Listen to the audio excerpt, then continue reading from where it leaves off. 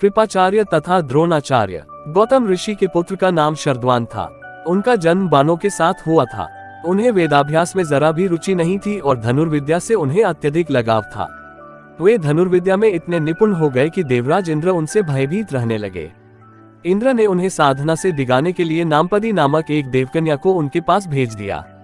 उस देवकन्या के सौंदर्य के प्रभाव से कृप नामक बालक उत्पन्न हुआ और दूसरे भाग से कृपी नामक कन्या उत्पन्न हुई। कृप भी धनुर्विद्या में अपने पिता के समान ही पारंगत हुए। भीष्म जी ने इन्हीं कृप को पांडवों और कौरवों की शिक्षा दीक्षा के लिए नियुक्त किया और वे कृपाचार्य के नाम से विख्यात हुए। कृपाचार्य के द्वारा पांडवों तथा कौरवों की प्रारंभिक शिक्षा समाप्त होने के पश्चात अस्त्र शस्त्रों की विशेष शिक्षा के लिए भीष्म जी ने द्रोण नामक आचार्य को नियुक्त किया। द्रोण के साथ प्रशत नामक राजा के पुत्र द्रुपद भी शिक्षा प्राप्त कर रहे थे तथा दोनों में प्रगाढ़ मैत्री हो गई। उन्हीं दिनों परशुराम अपनी समस्त संपत्ति को ब्राह्मणों में दान करके महेंद्राचल पर्वत पर तप कर रहे थे।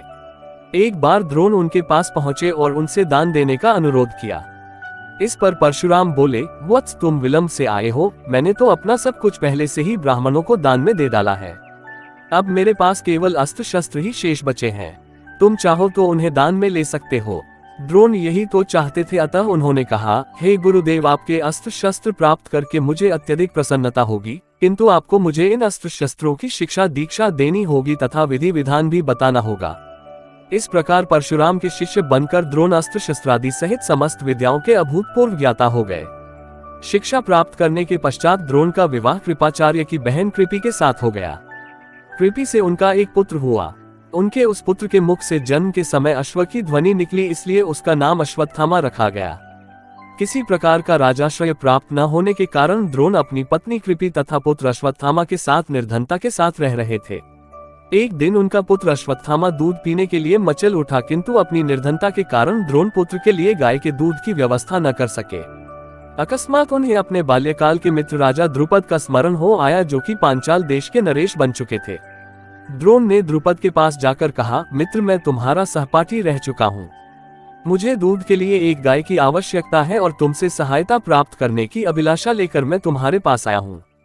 इस पर द्रुपद अपनी पुरानी मित्रता को भूलकर तथा स्वयं के नरेश होने के अहंकार के वश में आकर द्रोण पर बिगड़ उठे और कहा, तुम्हें मुझको अपना मित्र बताते हुए लज्जा नहीं आती? मित्रता केवल समान वर्ग के लोगों में होती है, तुम जैसे निर्धन और मुझ जैसे राजा में नहीं। अपमानित होकर द्रोण वहां से लौट आए और कृपाचार्य के घर गुप्त रूप से रहने लगे।